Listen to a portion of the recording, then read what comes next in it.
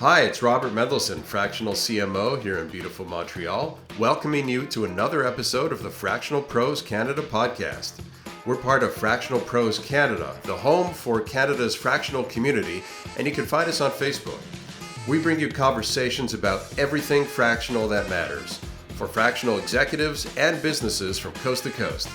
Think of this as your go-to spot for real talk, practical wisdom, and strategies you can actually use, all without the corporate fluff and with plenty of Canadian content.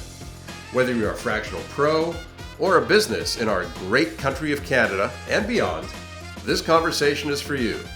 Grab your espresso and let's dive in. Welcome to the Fractional Pros Canada podcast. I'm your host and fractional CMO, Robert Mendelson, here in beautiful Montreal.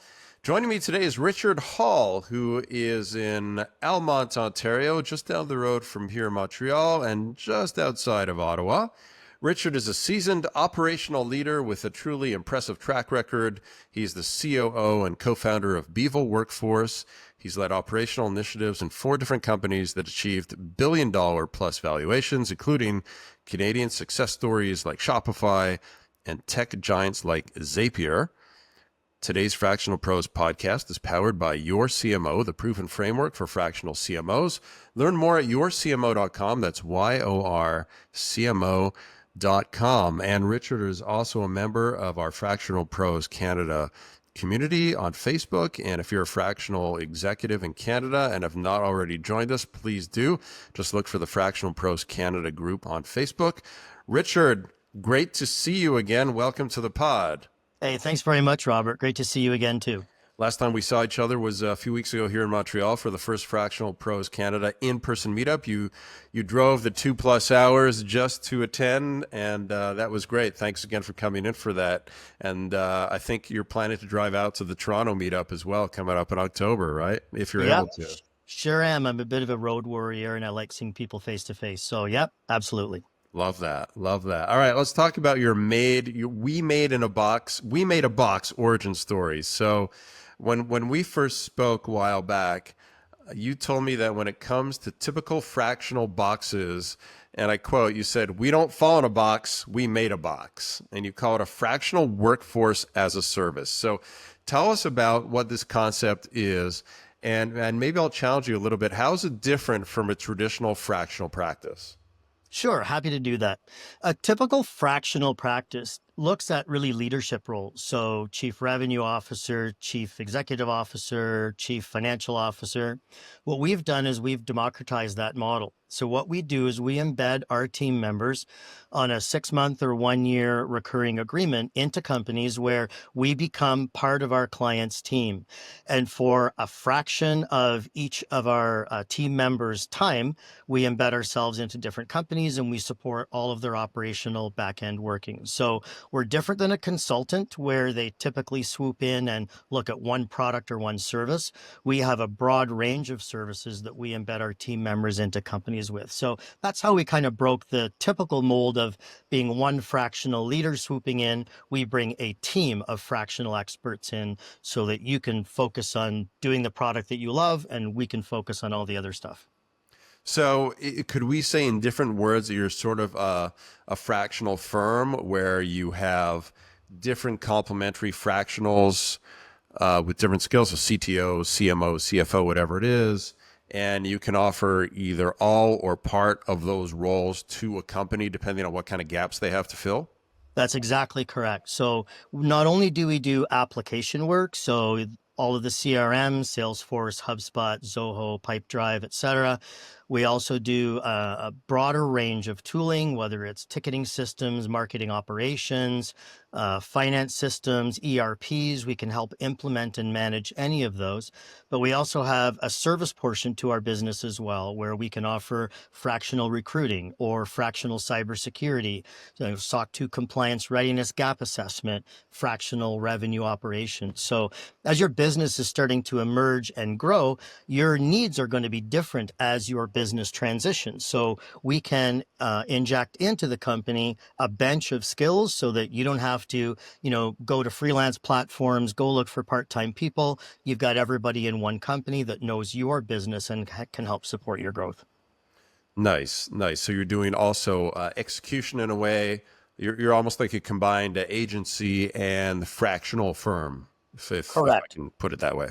Correct. Sometimes we go in where we get a small number of hours contracted every month, and the company just wants strategic advisory services.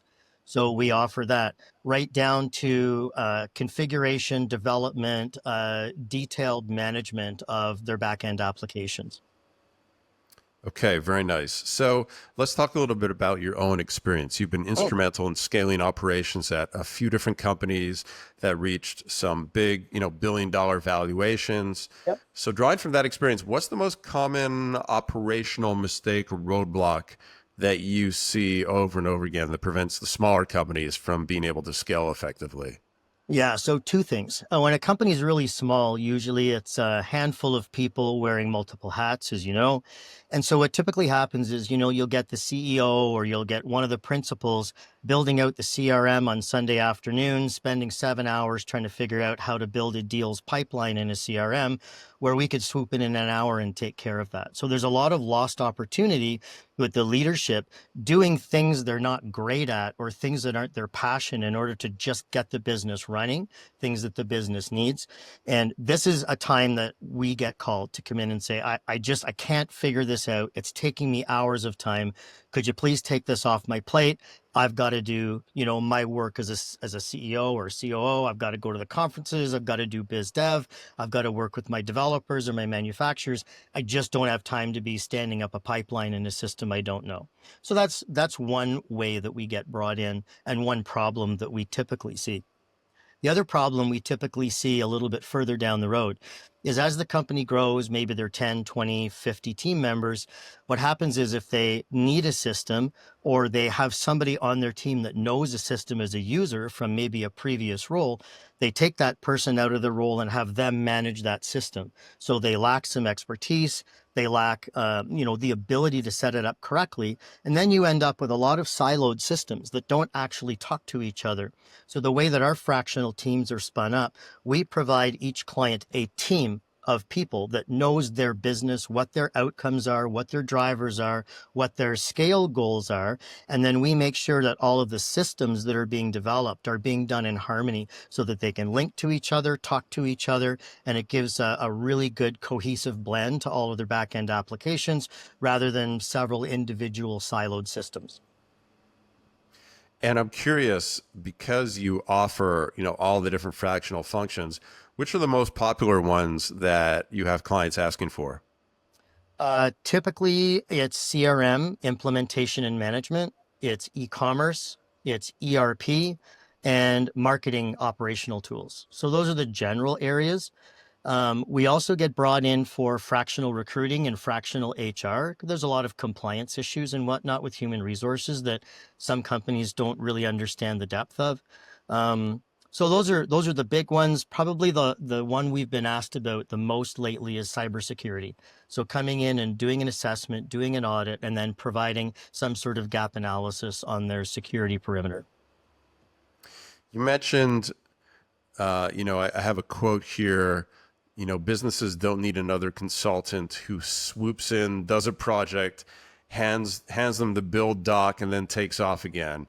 So that's kind of like what consultants typically do, and that's where the difference is between a consultant and a fractional. And I think there's still an education gap in the marketplace, even within the fractional community, but especially within the client community, the business community, of what is the difference between a consultant and a fractional. So maybe you can expand on that a little bit.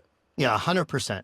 So typically what happens is a consultant will get an RFP or a quote request for a project the client wants to do. So let's say they're migrating from one CRM platform or one e-commerce platform to another e-commerce platform. So what they'll do is they'll talk to a consultant, say, hey, can you help me do this?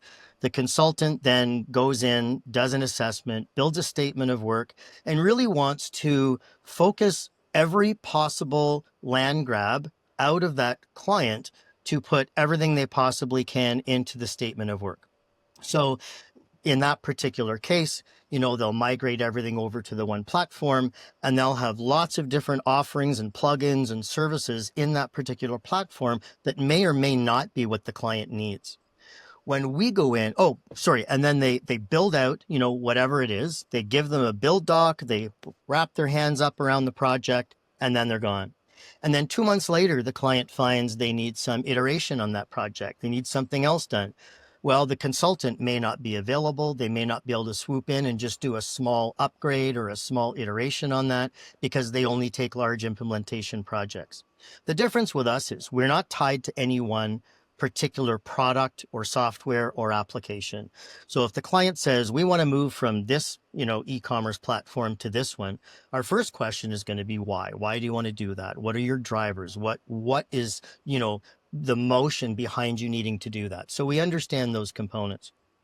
Then if they still want to do that, and we become their fractional team, as we build out the migration from the first to the second e-commerce platform, we are documenting everything and giving all of that IP back to the client.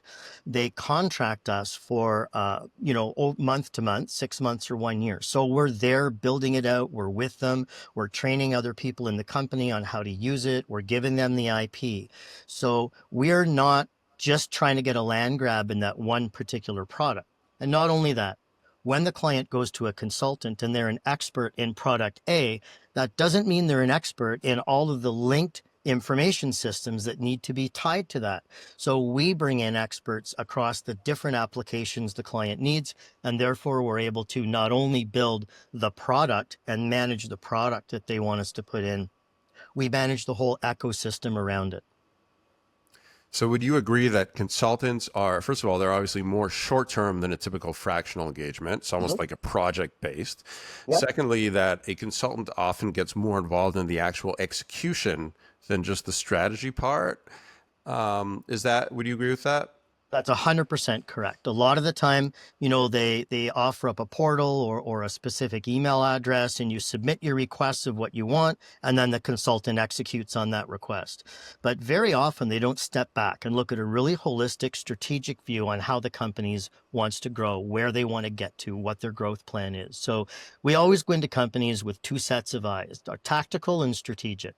So when we go in, if a company is, say they have $1 million in revenue today, and tomorrow we double it. So you have 2 million in revenue tomorrow. What does that look like from a people standpoint, from a systems, process, data, integrity, security, all of those components? Then the very next day we add the zero. So now you're a $20 million company. What does that look like? And oftentimes our clients can envision doubling. That's not really difficult to do. So we look at what they have, we look at recommended next steps to double, but we always have in mind with the client that they're going to be ramping up to have that zero. So what we build when they're ready to double, we want to make sure they don't have to retool when they add the zero. So we're really trying to be forward thinking with our clients as well. We know what retooling and system changing and rebuilding is like. So if they can envision doubling and we apply the adding a zero concept after, then that really is a strategic view, as opposed to we'd like to move from this to this. We want these features in, we want this set up. Thank you very much. And then the consultant leaves.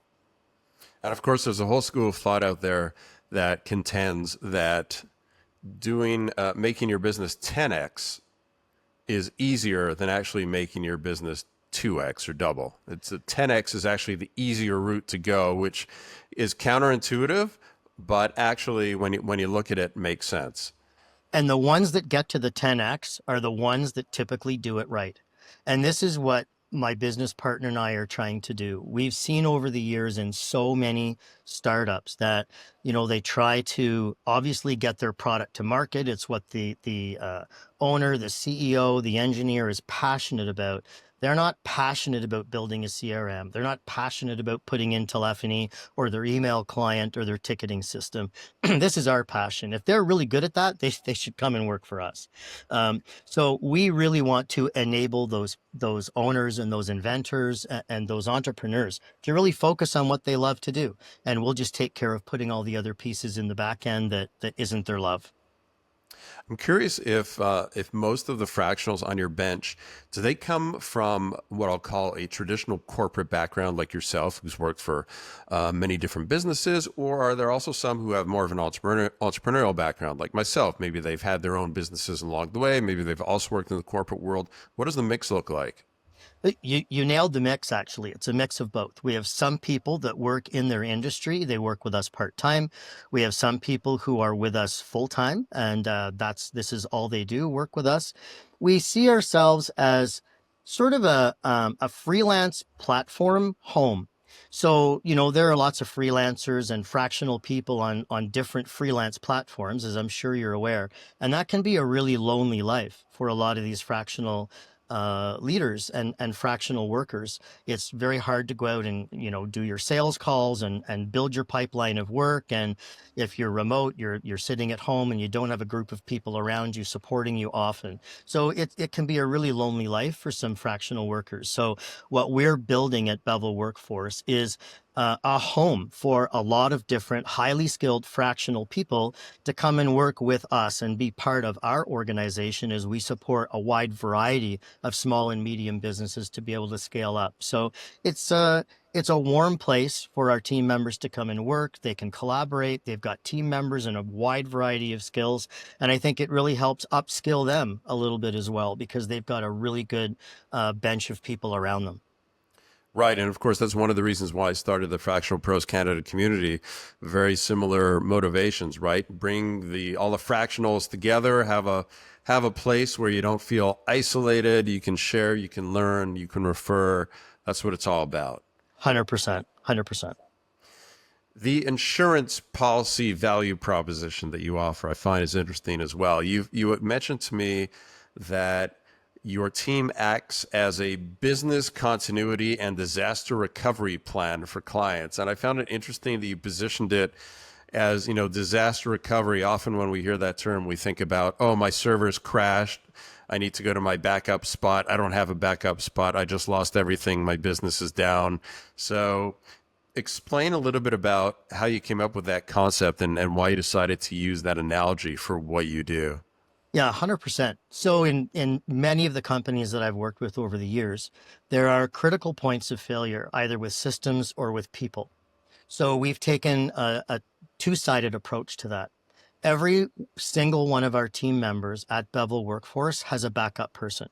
So we have a senior NetSuite developer, for example, and we have another NetSuite developer that takes a few hours a month, shadows, helps with the documentation, understands the client. So if one thing happens to our senior person, we've got a backup person. That's for full continuity of service for our clients. We never want to leave our clients hanging. So we've got a backup for every role in the company.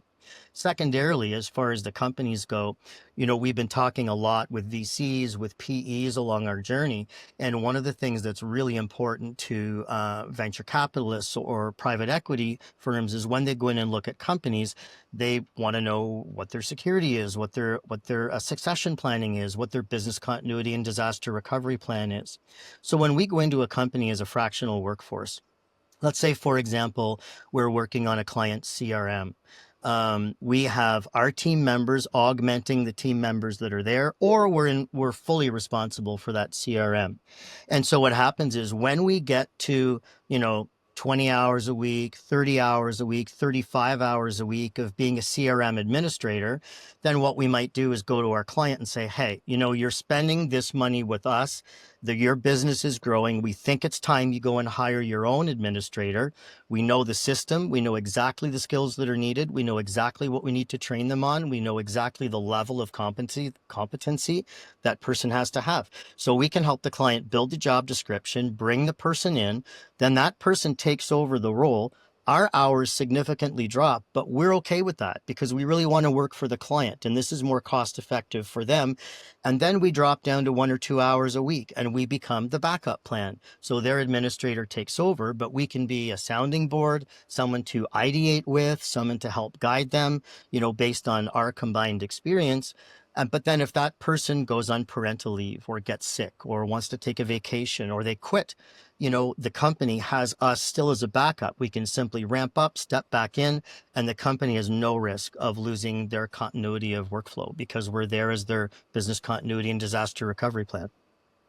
Yeah, I think it's funny, but not in a humorous way, how companies are always very concerned about data redundancy, right? Do we have a backup of all our data? We have a backup.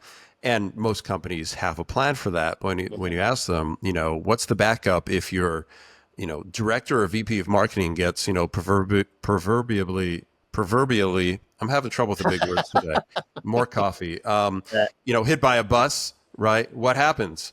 And that's a question a lot of companies redundancy for data seems to be number one on the mind, and redundancy for what the humans are doing seems to be very often forgotten. I know that's one of the benefits of working, like I'm affiliated with your CMO, part of your CMO. So we're a group of about 30 fractional CMOs.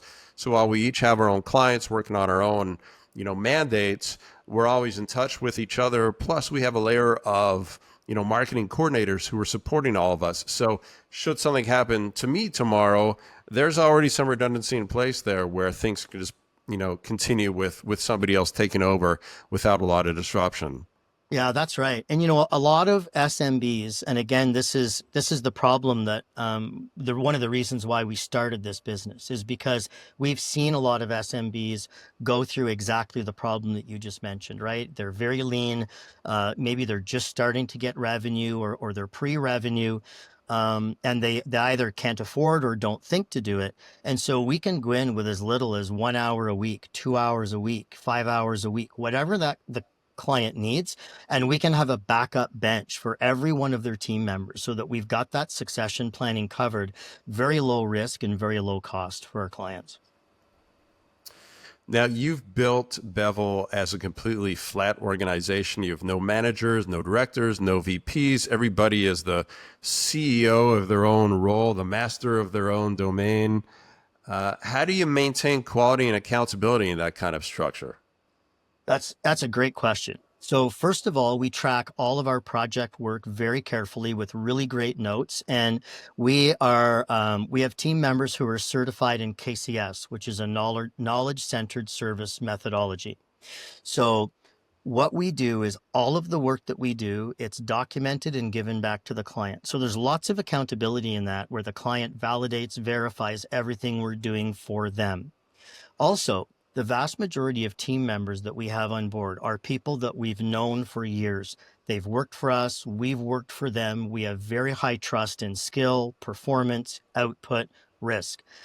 We've also grown the team through our team members' networks.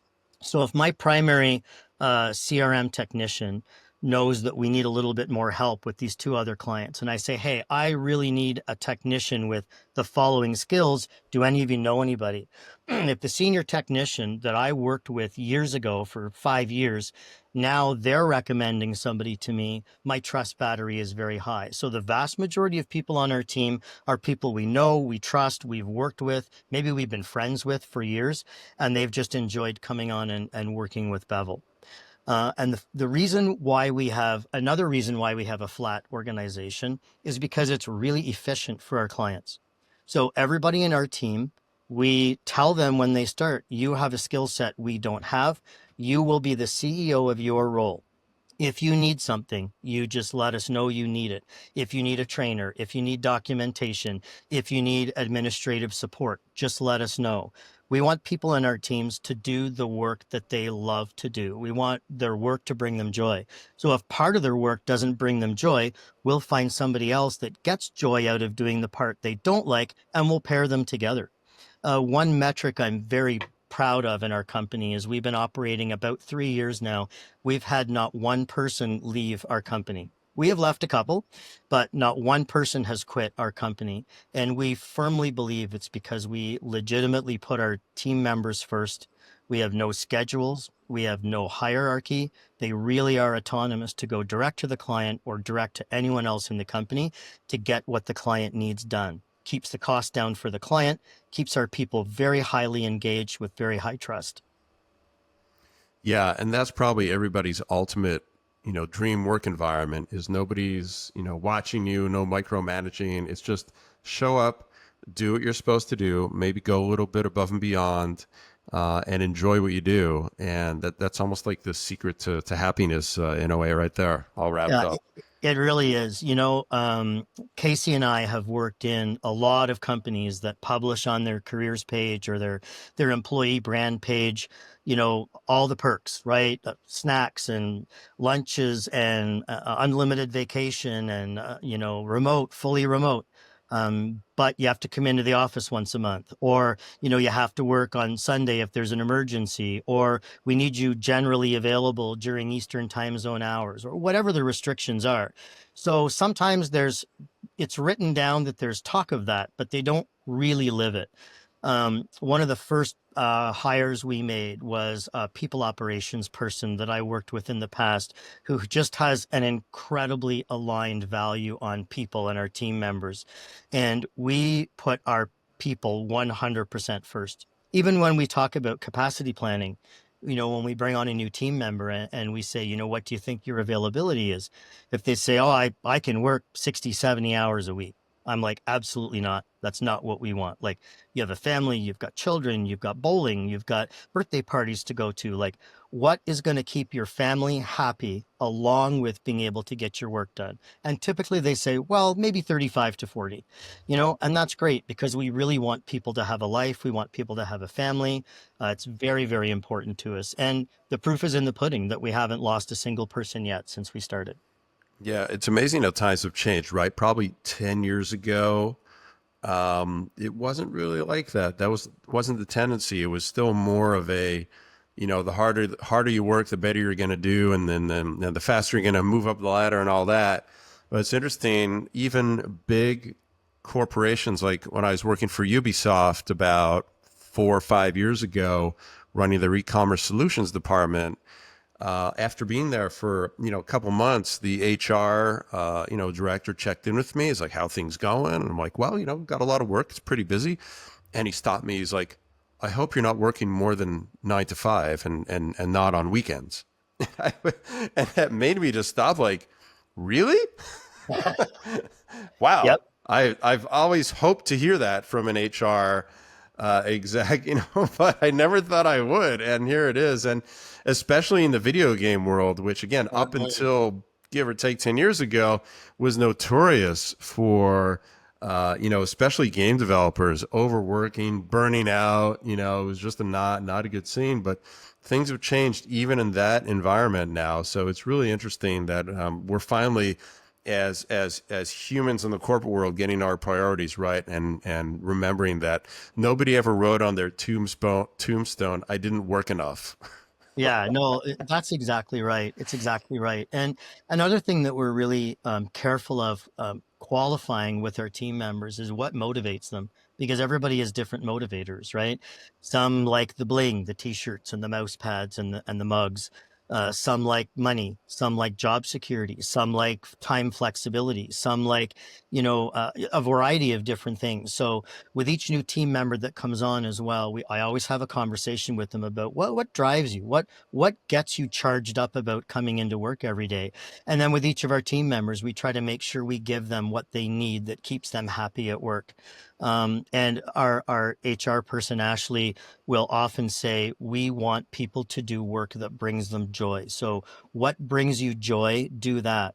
And if they see something else in the company happening as well, for example, if our lead Salesforce developer decides that he wants to jump in and do some business development, if that's going to bring that person joy, why in the world would we restrict them from doing that? So we offer a spiff to every single person in the company that if they want to go and bring us a client, we're going to comp them for it, even if it's just for the referral. And it's really allowing people just to do what they love to do. Richard, what's one final key message you want to leave with business owners who are struggling to manage their internal operations and tech stack? Yeah, I guess the message is you don't have to do it on your own.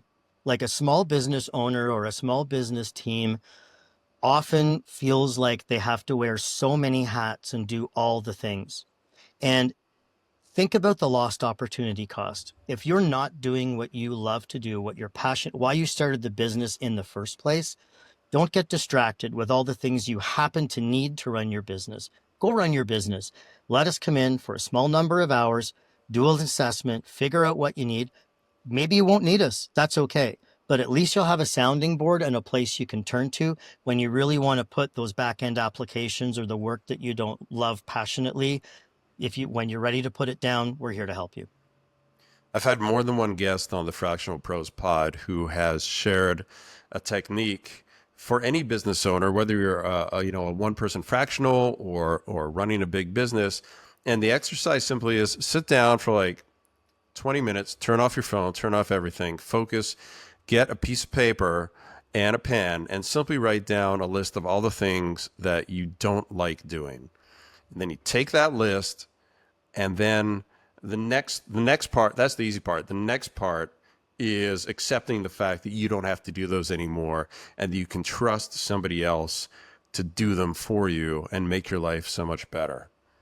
That's exactly right. Exactly right. And for us, even starting really small, I say we don't have any team members that have voluntarily left since we started. We also don't have one client that has left us. All of our clients are either newly or all of them have renewed. So, I think we're really providing value to our clients, and most of them we start small. We had one client started off at 32 hours a month, and they're now giving us over 800 hours a month because they've just loved what we do and they've just got us so involved in their system. So it doesn't have to be a big engagement, an hour, a couple hours a week. We can help you figure out all the back end stuff, all the stuff you don't like to do or absolutely have to do just because you've got to run your business. But go do what you're passionate about. Let us help. That's why we started Bevel. What message would you put on a billboard that millions of business owners pass by every day on the highway of life to see? Oh, wow. That's a great question. Do what you love, do your passion, let us do the rest. Do what you love, do what you're passionate about, let us do the rest. Sure. Nice. Richard, this has been great. How can listeners connect with you and learn more about what you do? Yeah, sure. They can visit us at www.bevelworkforce.com. You can reach out to me on LinkedIn. It's Richard A. Hall, and there's book a call with me link in my profile. Please feel free to do that. Certainly, they can reach out to me by email. Do you want me to give that out, Robert, if anyone wants it? Sure. We'll put in the show notes as well. Okay, that's great. Yeah, so it's richard.h@bevelworkforce.com. Happy to entertain any conversation. Obviously, no charge. We'll just get on the phone and chat and see if we can help you. If we can't, maybe we'll give you some guidance. If not, let's connect. Beautiful. All right, Richard, this has been great. Thanks for sharing, and looking forward to seeing you at the next Fractional Pros Canada meetup and in-person meetup too. Always a pleasure to see you. Always great to see you too, Robert. Thanks a lot. All right, cheers. Thank you. Great. Take care. Bye now. That's a wrap on another episode of the Fractional Pros Canada podcast. If you're a fractional professional based in Canada, we'd love to have you join us in the Fractional Pros Canada Facebook group, the home for Canada's fractional community. It's where Canadian fractional executives connect, share insights, and help each other succeed. Until next time, I'm Robert Mendelson, Fractional CMO. May your impact be full-time, even if your hours are fractional.